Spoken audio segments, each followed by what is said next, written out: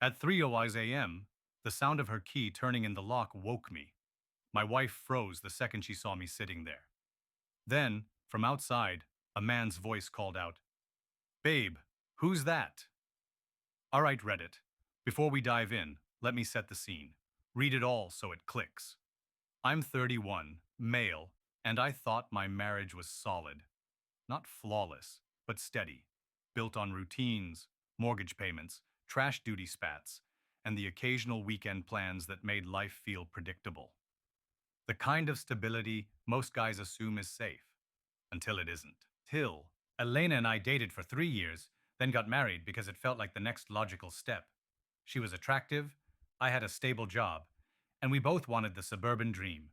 Two-car garage, golden retriever, the whole package. 3 years in, I was earning $85,000 as a lineman for the county utility company. Good money for a guy who risked his life on power lines instead of wasting years in college. Meanwhile, Elena jumped from one passion project to another, like she was allergic to actual work. A failed food blog, a jewelry side hustle that sold exactly 3 pity purchases, and most recently, an Instagram lifestyle brand that produced more selfies than profit. I didn't mind carrying the financial weight. That was the agreement. I'd handle the money, she'd handle the home, and eventually, kids. But Elena's idea of managing the house involved yoga classes, brunch dates, and online shopping sprees while I worked 12-hour shifts, keeping the lights on for half the county. But hey, that's marriage, right? You compromise. The first red flag should have been when she stopped asking about my day. There was a time when I'd come home covered in grease, and she'd want to hear about storm repairs, equipment failures, the usual stuff couples talk about. But lately, she'd just nod and say, "That's nice," while scrolling on her phone.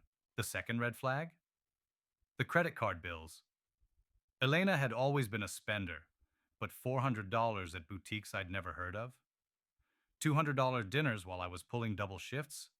When I asked, she'd get defensive, talking about how she deserved nice things after being stuck at home all day.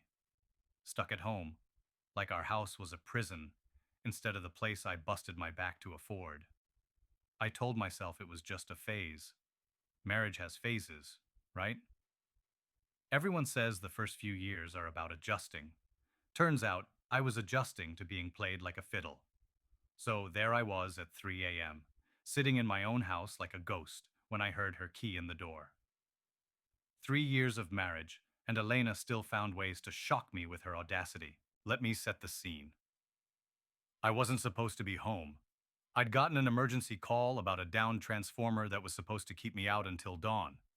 But the call got canceled last minute. The backup crew handled it faster than expected. Instead of climbing poles until sunrise, I grabbed coffee and drove through empty streets back to our suburban home. Our home, the one I'd been paying the mortgage on while Elena found herself through one failed business after another. I kept the lights low as I walked in, thinking I'd decompress for a few minutes before heading upstairs. Then I heard it, the metallic scrape of a key in the lock. Only one other person had a key, Elena. The same Elena who'd told me she was staying at her sister Claire's place after their girls' night out. The same Elena who wasn't supposed to be home until morning, probably expecting me to make her breakfast while she complained about being exhausted. The door creaked open slowly. She stepped inside, one heel dangling from her fingers, makeup smudged. The second she saw me sitting there in the dim light, her body went rigid. "Oh," she said, like I was the one who wasn't supposed to be there. Before either of us could say another word, a man's voice drifted in from the porch. "Babe, who's that?"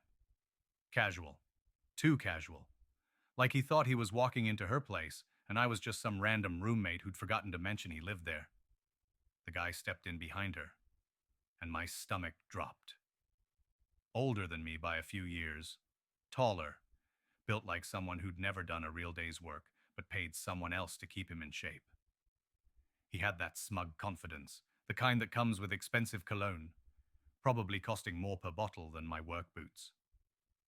The sharp scent of someone who'd been celebrating somewhere upscale. the kind of night you brag about in boardrooms. They both froze like deer in headlights, trying to figure out how to play this.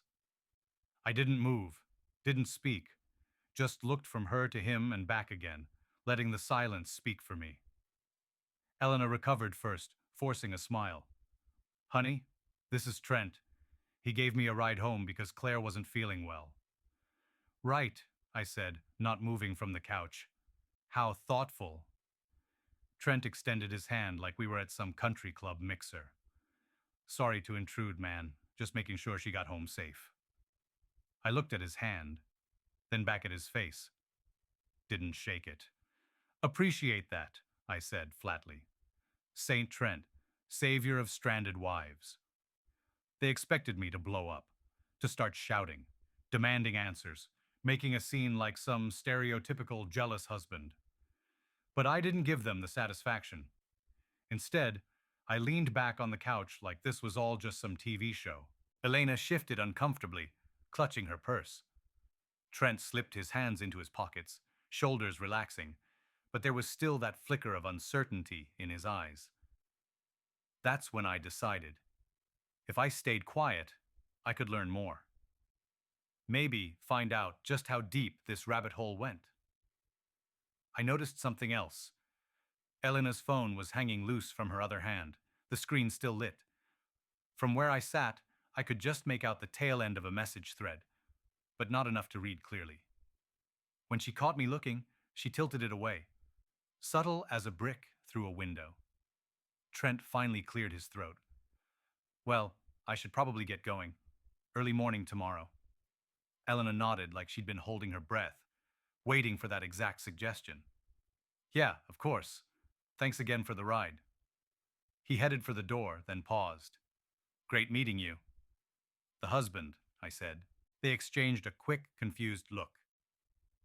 Then he was gone, and Elena was standing there in our entryway, looking like she'd rather be anywhere else on the planet. Girls' night was good? I asked. It was fine, she said, kicking off her other heel. Claire got tired, so we cut it short. And Trent was just there. He's Claire's friend. Offered to drive me home when she wasn't feeling well. Claire's friend? Sure. Claire was her sister, who lived 20 minutes in the opposite direction from our house. Claire, who had her own car and had never needed help getting around in her life.